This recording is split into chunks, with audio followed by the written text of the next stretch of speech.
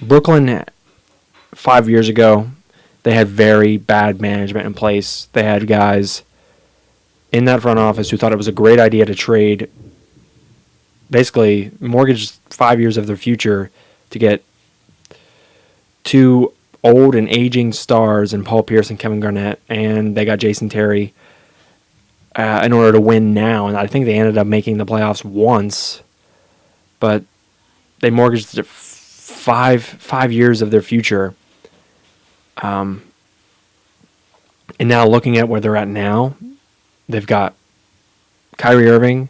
They'll have Kevin Durant, not this year because of the injury, but they'll have Kevin Durant next year. DeAndre Jordan is going to start at center. And then you've got guys like Karis LeVert and Jared Allen. That was a huge thunderclap.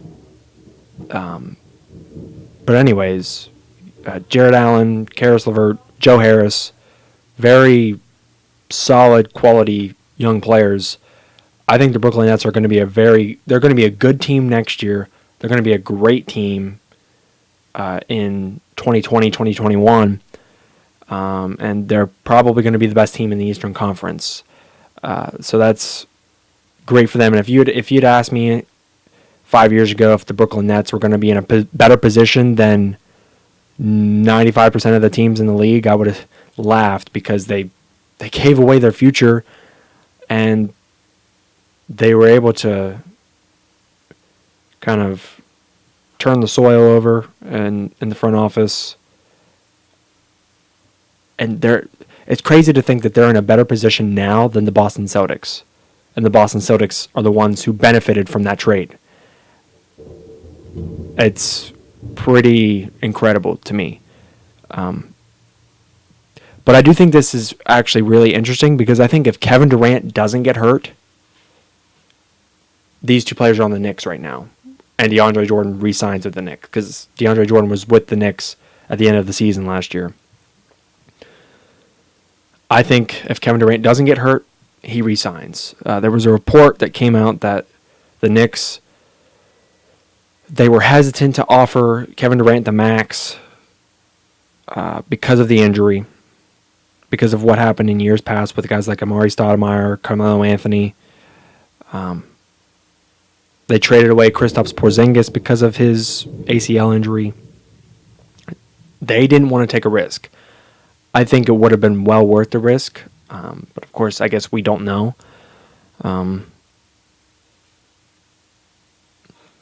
But the idea that people think, oh, the Knicks didn't get KD because they didn't offer him the max, that's a ridiculous argument, because he's taking less than the max in Brooklyn. I think KD wanted to go to New York all along. I think that's where he wanted to go. He wanted to go to the Knicks. And I think they were both initially on board, him and Kyrie. But when the injury occurred, all the leverage went to Kyrie in the situation. Kyrie's from Brooklyn. Brooklyn was his favorite team growing up.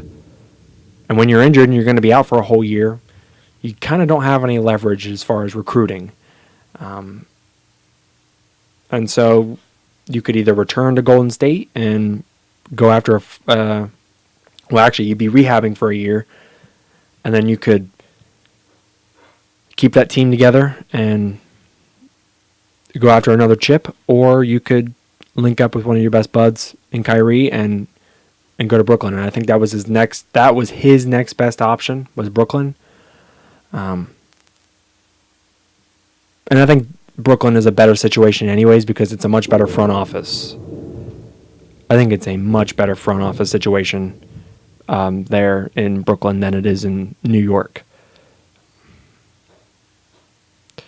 But I think if you give the Nets a year, I think they're going to be a great team. They'll be the best team in the East.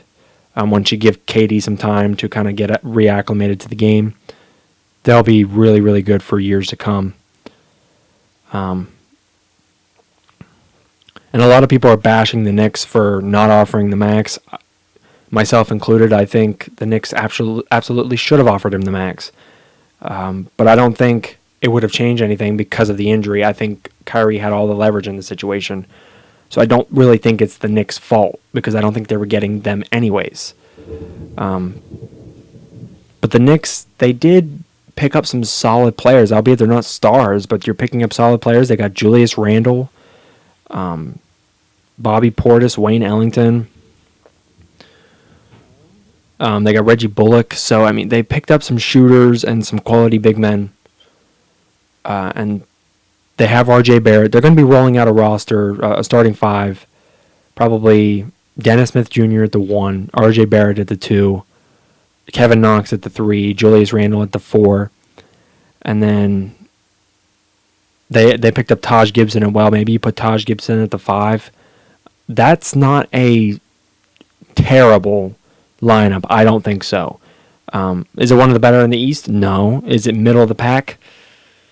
Probably not, but I think it's solid enough to at least, not be a dumpster fire. I think the front office is a dumpster fire, but I don't think the team is going to be a dumpster fire. I think R.J. Barrett is going to flourish with the Knicks, and he's going to light the world on fire. And if he lights the world on fire enough, he just might put the Knicks in contention for like an 8th seed in the playoffs, potentially. But they whiff. They're signing guys to shorter-term deals. Maybe they can go after some free agents here in a couple years. But it's crazy just how much an injury can just shift the entire balance of power in the NBA. 2 stars could have went to one team, an injury happens, they go to a completely different team. I've never seen that before. That's pretty incredible to think that the Knicks, they didn't even have a chance because of the injury. Even if they would have offered the max, even if they were completely willing, they would not have had a chance. That's the unfortunate truth that I don't think a lot of people want to admit.